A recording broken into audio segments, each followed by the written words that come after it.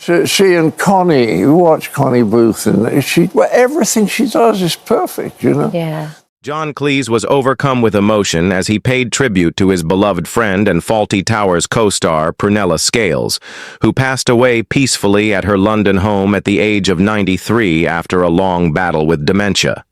Her family revealed that she had been watching Fawlty Towers the day before she died, a touching detail that perfectly captured the enduring bond she shared with the show that defined an era of British comedy. For Cleese, who played her irritable on-screen husband Basil Fawlty, the news brought both grief and gratitude. "How very sad," he said. Prue was a really wonderful comic actress. Scene after scene, she was absolutely perfect. She was a very sweet lady who spent much of her life apologizing. I used to tease her about it. I was very, very fond of her. Cleese, now 86, has often said that Scales was the anchor of Fawlty Towers, the calm, cutting counterpart to Basil's chaos, and her death marked the end of an extraordinary creative partnership that changed the face of television comedy. A few days after her passing, he shared a nostalgic photo of himself with Scales and their late co-star Nicky Henson, who died in 2019. "Two of my best departed comedy friends," Cleese wrote. "Prue, who was already a star when I entered show business, and Nicky, who shared dressing rooms with me on the first day I ever worked for the BBC in 1966. The photograph showed 3 laughing faces, frozen in time, still radiating the joy that once filled the fictional hotel at Torquay. Prunella Scales was already a household name when she agreed to play Sybil Fawlty opposite Cleese in 1975. Her earlier work in Marriage Lines with Richard Briers had earned her critical acclaim and national affection. "She was a star before anyone had ever heard of me," Cleese recalled with admiration. "She was 7 years older than I was, very confident, very skilled, and she could do absolutely anything. When I watch those old clips again, it's astonishing how good she was. There's a moment when I'm hiding in the cupboard and you can just see her finger come around the door. The precision, the rhythm, the restraint. Perfection. She didn't need to overact. Every movement was exact. Every line landed." Scales' performance as Sybil turned what could have been a one-dimensional character into something much richer. She was elegant but ruthless, loving but perpetually exasperated, and her dry, clipped delivery became as iconic as Cleese's manic physicality. Together they created one of the most unforgettable duos in comedy history. "We had perfect timing," Cleese once said. "I'd explode. She'd just wait for the silence, then cut through me like a razor. It was all about rhythm. She knew exactly how long to pause before killing Basil with one line." The chemistry between Basil and Sybil was lightning in a bottle, but behind the scenes their relationship was one of deep respect and admiration. Cleese never forgot that Scales had been the more established performer when they first met. "She could have treated me like the new boy," he said.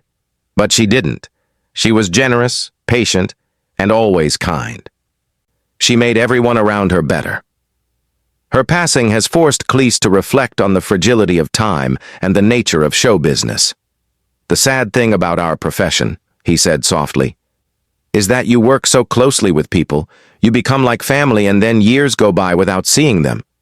Not because you've fallen out. Life just moves on. And then suddenly they're gone. And with them, a part of your own story goes too." He recalled the last time he saw her properly, nearly a decade ago. "She asked me the same question 6 times, he said.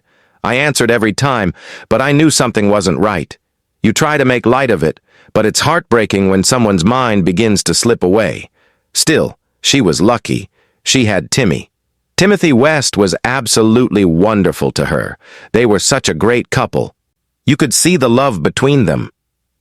Cleese's voice softens when he speaks about watching the old Fawlty Towers episodes again while writing his new book, Fawlty Towers, Faults and All. "I found myself laughing more than I expected," he said. "Normally, when you've written something yourself, the lines stop being funny after a while. But with Fawlty Towers, there are so many little physical moments.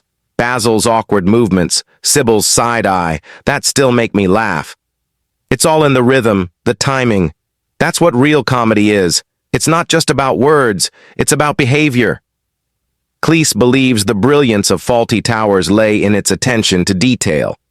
You see, when comedy is just clever lines, it ages fast, he explained. But when it's built on character and chaos, it never does. I still laugh at the duck scene. When Basil opens the lid, sees it's ruined, and puts it back again as if pretending will fix it. That's human behavior at its most ridiculous, and that's why it still works. He grinned as he remembered another behind-the-scenes gem. We had a rat, do you remember? He said. There was a little twiddler under the box so it could turn its head. That was our animatronics back then. And Connie Booth, who co-wrote the show with me and played Polly. Everything she did was flawless. She had this quiet brilliance, just like Prue. Cleese often marvels that Fawlty Towers was almost never made. A man at the BBC read the script and said it was terrible. He laughed. He called it a collection of cliches and said it would be a disaster. Imagine that. My whole career has been about people in charge not knowing what they're doing. And then somehow it becomes the most beloved show in British history. You can't predict these things. As Cleese talks about Scales and the others, his tone moves easily between humor and melancholy. So many of his colleagues from those days are gone. Andrew Sachs, who played the hapless waiter Manuel, died in 2016. Nicky Henson passed in 2019. Connie Booth left acting decades ago. The only sad thing about writing the book, he said, was realizing how many of them are gone. I looked up a young actor, Trevor Adams, who I thought was brilliant. He left the business, became a solicitor, and died in his 50s. It makes you realize how precious those moments were. Cleese has always faced loss with humor, and at 86, he continues to find joy in laughter. His new documentary, John Cleese on Tour, shows him performing to packed audiences around the world. I'm 85 years old, he jokes in the film. I've got 2 replacement hips, a replacement knee, a pacemaker, 3 hair transplants, and I'm hoping not to die while I'm on tour. Then he adds with his trademark grin, it's exhausting and ridiculous, and it might kill me. Even in grief, Cleese's wit remains razor sharp. People on the right think I'm on the left, and people on the left think I'm on the right, he laughed. That's because I criticize newspapers and they hate that. But I think if people come to see the film, they'll see a side of me they haven't seen before, chatting with the Dalai Lama, eating too much cheese, and playing with my enormous cats. He admits that watching the old Fawlty Towers episodes in light of Scales' death hit him harder than expected. There's something strange about seeing someone you loved, frozen in time, still alive on the screen, he said. It's beautiful and painful at the same time. You see the spark in their eyes, the timing, the magic, and you realize that's how they'll live on forever.